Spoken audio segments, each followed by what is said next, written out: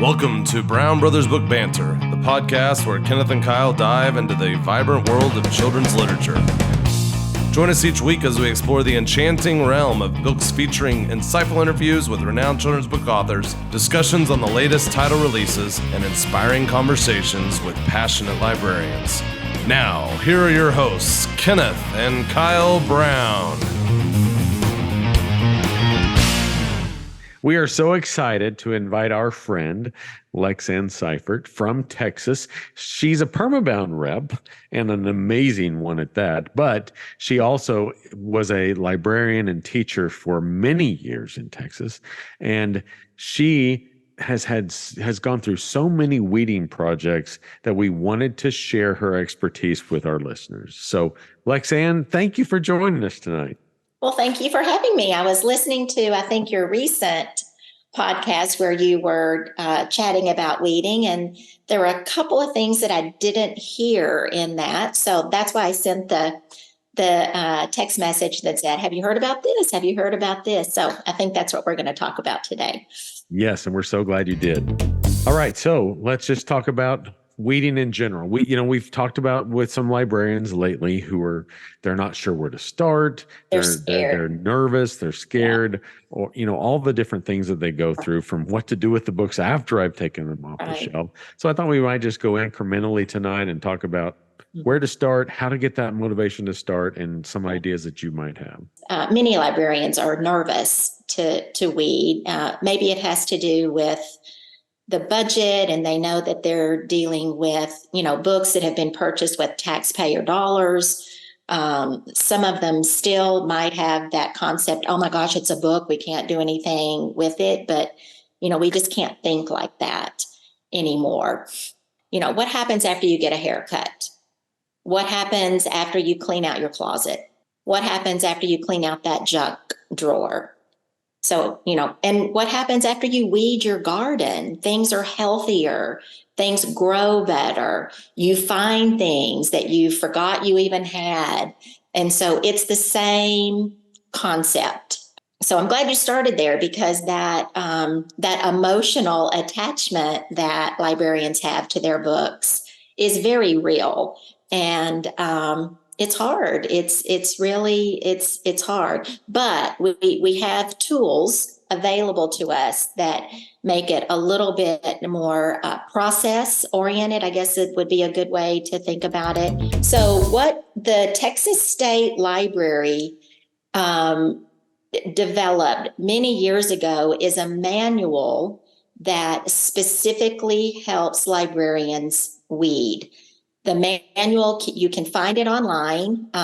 You can Google CREW manual, CREW. That acronym CREW stands for Continuous Review, Evaluation, and Weeding. Also in Texas, this is just kind of an aside, I'll pause for just a minute. Weeding is attached to the evaluation that librarians have in the state of Texas. And in order to get the top score on that evaluation, you have to document that you are weeding continuously all the time.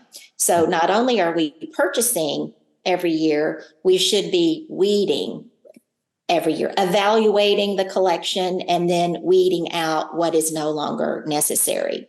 So it's tied to our librarian evaluation in the state of Texas, and there's the manual that we have, CREW. So Google that CREW manual, and then I think, Kenneth, that I was telling you before we actually started recording that there's a one-page document in CREW on page 106, I believe. So if you Google it and you look at it online, page 106 will have a one-page document that you can just print, and you can put it right, tape it up in your office or put it up on your bulletin board or something. And it breaks down weeding by Dewey classification. And it gives you a formula. So how old should the book be? How many circulations should it have had? Of course, I do believe in the podcast that I heard you talked about condition. And so always weed for condition. If the book is falling apart, don't glue it together, just weed it, and then of course that's another reason to buy that permabound binding is because you won't have to do that. So I'll put a little plug in for that. Do you suggest when somebody goes into a weeding, when they begin their weeding journey, if you will, you suggest that they start at page 106? Is that correct? And that kind of gives them some guidelines? Well, that page 106 is a good place to look at understanding that every Dewey classification should be weeded differently. So we're going to weed our technology books differently than we weed our folk tales and fairy tales, differently than we're going to weed our dog books. We need to look at our history collection very carefully. Science, you have to look at very carefully. So part of CREW, there is a formula that you can apply to each Dewey classification. And that formula has to do with the age of the copyright date and the number of circulations that it has. So librarians can actually run reports either through their circulation system or through their permabound analysis collection, and it gives them all that information that they need. So it really is process oriented. So, it's not, do I keep this? Do I not keep this? You've got a formula that has been developed by the Texas State Library that can guide you and help you. But let's go back to when you were a librarian. Can you give us an idea of that process and how you applied CREW to your library? Well, I'll have to be real honest. So when you're a librarian, it's hard. It is really hard to do. I was in the very first year I was a librarian right out of library school. I was in a very old campus, and the collection had not been weeded in a really, really long time. So of course I came out all gung-ho as this fresh new librarian. And I do remember that I just took it section by section. For a lot of librarians, it might feel like eating the elephant. It's just such a big, massive project. You don't know where to start. So just start at the zeros in your nonfiction collection. I would suggest weeding that first. Because it's probably very dated. You probably have things in that nonfiction section, like you probably have, 50 dinosaur books, but you think, oh my gosh, I can't get rid of the dinosaur books because my kindergartners love them or whatever. But you really can, because, they're only checking out a certain few. This is one strategy that we discovered when we were weeding. We were working with a librarian who was weeding, and this was just a couple of years ago. And while we were there, a group of fourth or fifth graders came through the library, and they needed to check out a book for one of their research projects. So we got out of the way and we let the kids look at the section that they needed. And I think it was an animal project. So they had to come into the library. They had to find a book on an animal that they wanted to research, check it out, and then go back to class. And so I thought, oh my gosh, this is genius. So the books that the kids that they're checking out, those are the books they want. The books that are left on the shelf, for some reason, the kids did not check those out. Now, we don't really know why. We didn't dig any deeper. But what we share with some of our librarians is that interesting way of weeding is when your teachers have projects, bring them into the library, take them to the section where they need to go, let the kids take the books out that they want. Those are the books you want to keep, but then really look at the books that they didn't take. And you probably want to weed some of those. You might find something in there that, the kids would have loved, but they didn't see it. If your shelf was so full, their little fingers maybe couldn't even get in there. So I do like that strategy. Have your teachers come in, look at what's available, have them take off the shelf what they want, and then that leaves on the books on the shelf for the librarian to work with. So that kind of culls the collection a little bit. So there's not so much to dig through. Yes. And, probably from our last podcast, I was talking about how I was working with a librarian, and she was saying, well, here's our list we've generated on Permabound through our analysis. And here's a book from 1985 that's about the season of fall. Right. Is that good or not? If it's circulated. Yes. If it's circulated, I think it's got a certain copyright date. Mm-hmm. And if it's circulated within the last 2 years, then keep it. Yes. If that book on fall is published in 1979, probably the characters look dated. Something about the illustrations possibly look dated, and that book hasn't circulated in 2 or 3 years, then pull that book. But if the book is circulating, you got to stop and think about it a little bit. Yeah. Because, there it is. Like I described it as being an umpire and calling balls and strikes. When you're looking through that list, it's like, that's a good one. That's not a good one. Fall doesn't change. Right. But like you said, the pictures, the things, from the 80s or 70s could be dated. So, and I think another thing is the quantity of books. I've been in libraries where there are 10 books on Mercury. They might not need 10 books on Mercury. Need it. So that's an easy way to find out, hey, let's do the 3 oldest or the 5 oldest books, the ones that are least circulating. One of the statements in Crew says this: if the information can be found elsewhere, it doesn't have to sit on the shelves. So that's a big change from about 10, 20 years ago. Librarians and teachers are so much more comfortable with technology now. They're utilizing the databases. And so a lot of that encyclopedic style of information is available through the databases. And so librarians need to think about that too. So if they are on a campus and teachers and students are very comfortable with databases and they're naturally accessing that encyclopedic type of information, then it doesn't have to sit on the shelf. And the Crew manual says, if it can be found elsewhere, it doesn't have to sit on the shelf anymore. And so our nonfiction sections possibly are shrinking a little bit. And then that's when we didn't hop on this interview to talk about the 5 kinds of nonfiction, but that's the very reason that Deborah and I have gotten very excited about the 5 kinds of nonfiction, is because our nonfiction collection really should be changing.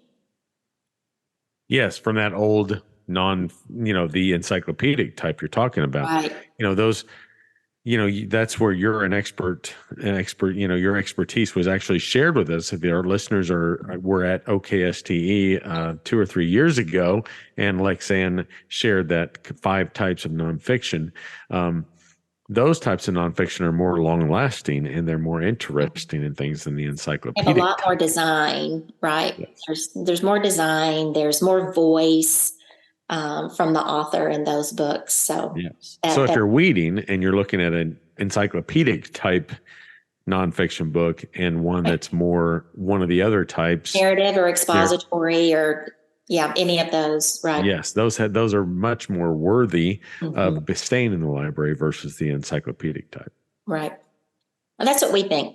So, but everybody, that's another hard part about this is, as you all, Kyle and Kenneth, know, every library is different, and it should be. Every library should be different. So every library is developed and curated for that community. And so, it's really hard to just do this. That's hard. But the Crew manual is very helpful. So if we have listeners who, they know they need to weed.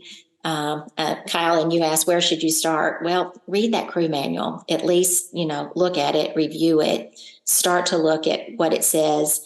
And it should give the librarian a little bit more confidence to attack this. Another thing that if a librarian is getting ready to weed, I would highly suggest going to your principal and talking to your principal. Make sure they are aware that weeding is a part of librarianship. Weeding is a part of curating and developing and maintaining a strong library collection. And we always talk to the principal before we go so that they understand that books are going to come off the shelf. And then we've also had this happen. We were helping a library with a weeding project, and we pulled a lot of books. A lot of books came off the shelf. And the principal and the PTO president just happened to be walking by. And we had talked to the principal before, but she was coming back by in the afternoon, and they saw these huge gaps on the shelves. And the PTO president looked at the principal and said, well, you guys need more money. Yes, we do. Yes. So, and that's, think about it this way too, that if you're in a library and your shelves are so cram-packed full of books, and you go to a principal or a curriculum director, you go to somebody to ask for some money, and they've seen your library and it's full of books, that's going to be hard for them to say, oh, okay, well, we're going to give you $5,000 or we're going to give you whatever, the librarian asked for. So don't be afraid to weed. Those empty shelves are not a bad thing. They're not a bad thing. So you had mentioned earlier before we started recording about a particular district that the library coordinator actually challenges every library, and they pick a Dewey number and they do that. Can you tell us a little bit about that? Right. It's a part of their district-wide library practices. And if we have a listener that says, I want that information, feel free to shoot me an email or text me. I'll be happy to connect you to this coordinator. But they actually have a schedule, a yearly schedule, and I think it rotates every 5 years. So depending on where you are in the cycle, you are, tasked by your library coordinator to really focus on that section that year. So for example, I know this year, this particular district, the only area that they were going to weed, and not only weed, but also purchase. So your weeding and your purchase really kind of should go hand in hand. So they were going to look at the zeros, the generalities, all the way through the 300s. And that's it.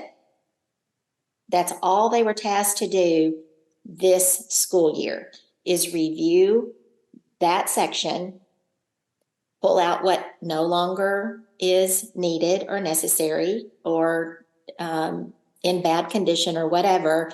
And then when you sit down to do your order for the year, you need to think about that Dewey section. And then I also think they do maybe like one genre of fiction a year. So they really have very structured, clear processes for their weeding and for their purchasing, which I think is genius. So tell us a little bit about weeding for fiction. Nonfiction is a totally different animal. Does Crew go into the fiction side of weeding as well? Yeah, there's information there for you in Crew for fiction. The last couple of we consult, when we're asked to consult, it's always been for nonfiction. So we haven't worked specifically in fiction in a while, but this is my personal thinking about that. Fiction's got to be current. It's got to be current. Hot authors, what the kids aren't reading anymore, you need to pull it, and then I don't want to say off the cuff certain authors or titles or series and things that the kids aren't reading, because again, that varies by district, it varies by campus. But if there's a lot of old stuff on your shelves and the kids aren't reading it anymore, it needs to go, because you need to make room for the new. Now, once all these books are taken off the shelf, I've heard all kinds of stories about Yeah. sneaking them to the dumpster after it's dark, or putting them out on the shelf, take one, out in the hallway, and then they never get taken. Have you seen any strategies that are amazing for getting rid of them after you've taken them off Well, the shelf? yeah, that's really important, and that needs to be a part of policy. It really needs to be a part of the library policy. And so if that's not written into policy, then the library coordinator, or the library director, or the lead librarian, or whoever is the voice for the librarians, they really need to go to their administration and they need to look at that library policy.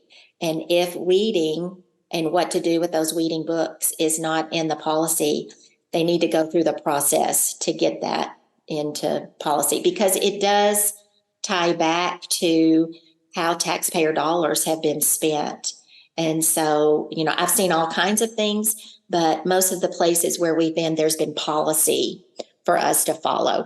Most of the times it's weed the book, make sure any identification that would identify the book as part of the ISD, that needs to be removed, box it up. They can go to surplus. I think sometimes some districts have a way to take it to some kind of warehouse, and then the district would sell them, I'm really not quite sure about that. And then others, I think, are recycled. I'm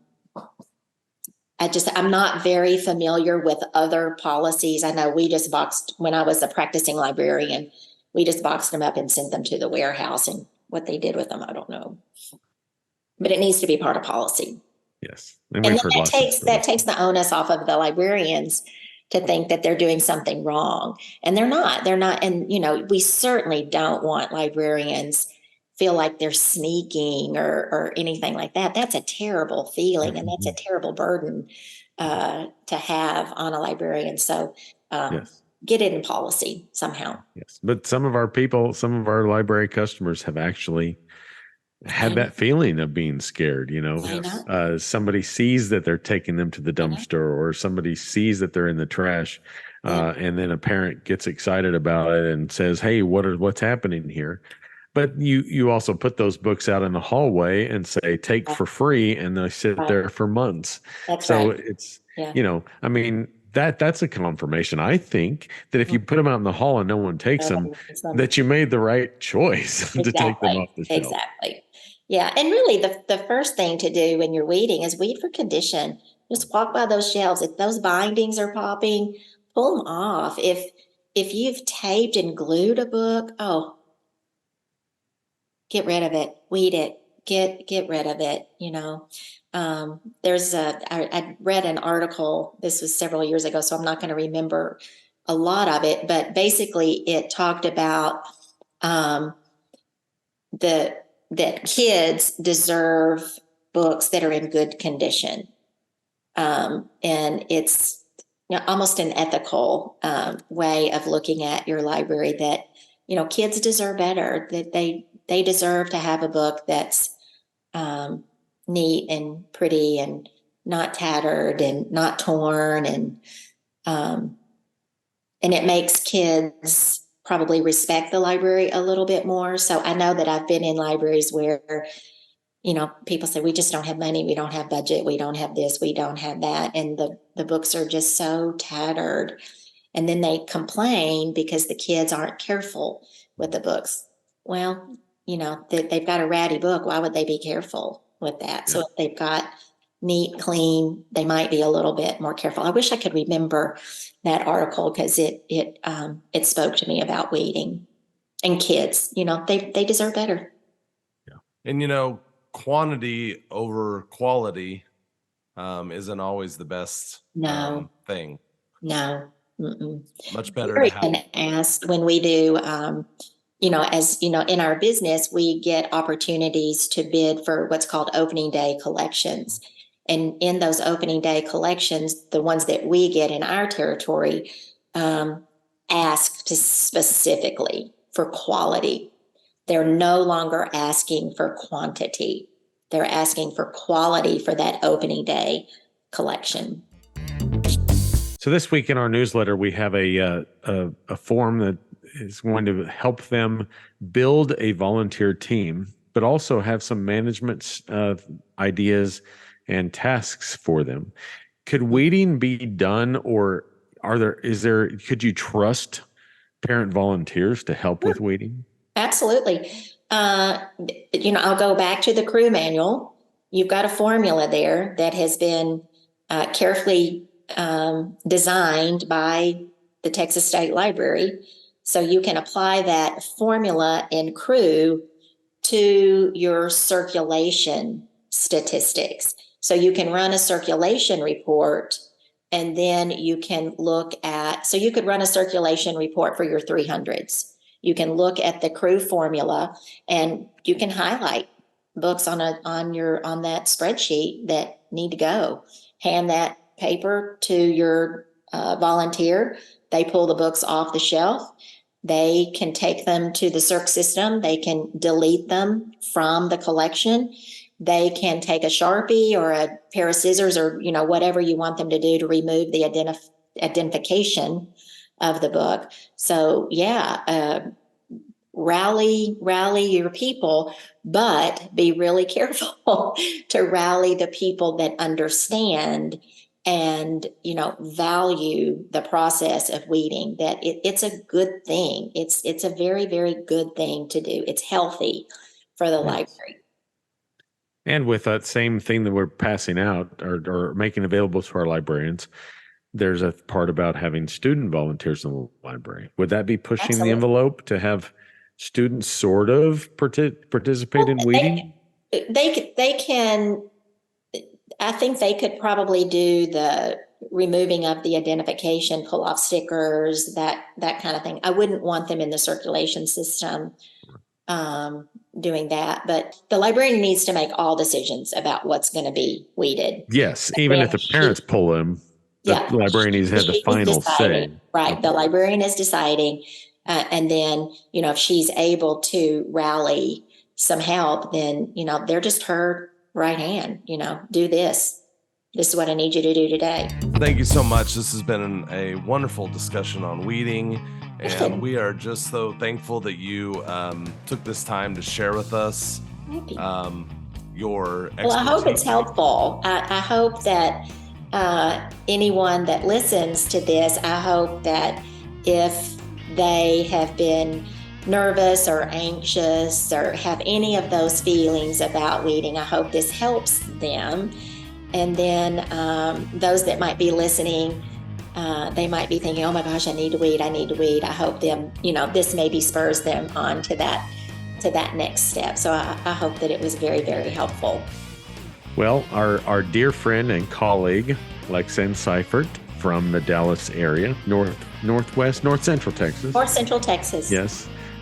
Decorated librarian and teacher. And we just thank you for joining us today. It's always good to see you, and thank you for sharing your expertise on weeding. You're welcome. It's great to see you guys.